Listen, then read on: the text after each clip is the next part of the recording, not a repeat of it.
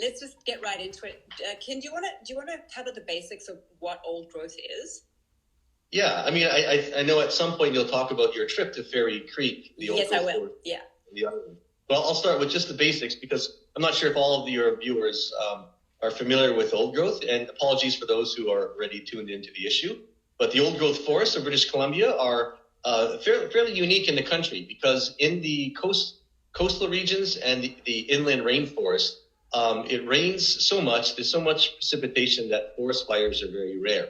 This allows the species to, they've evolved to live very long times, 1,000 years old, 2,000 years old. So we have some of the biggest, oldest, grandest forests in the whole country, in the world, actually, next to the redwoods. And there's structural differences. Old growth and second growth are different. So virtually every other forest you see in Canada, in the Western world, are going to be second or third growth forests that have previously been cut down and have grown back. Yeah.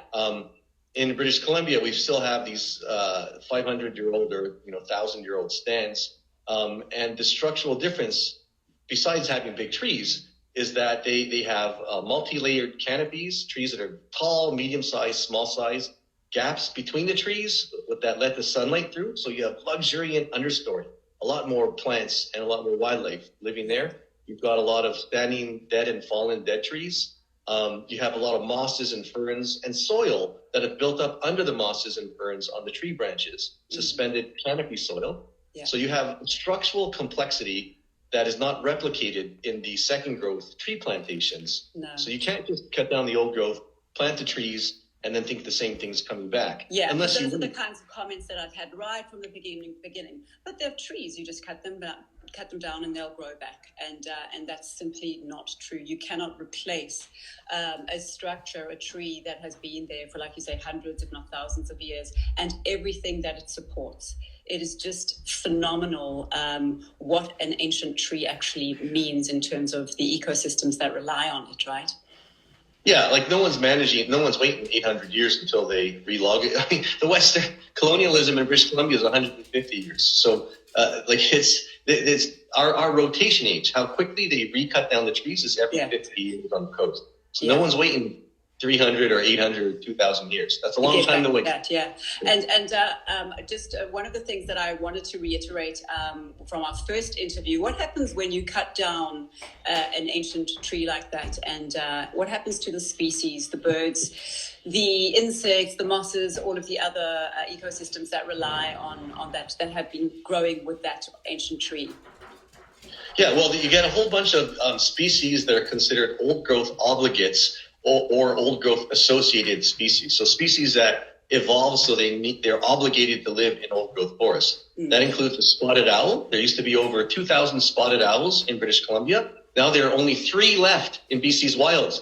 They essentially have annihilated these on the edge of extinction. There's another dozen in captivity. Mountain caribou, the interior southern mountain caribou that live in the ancient red cedar forest there in the wintertime, there's only about 1,000 left.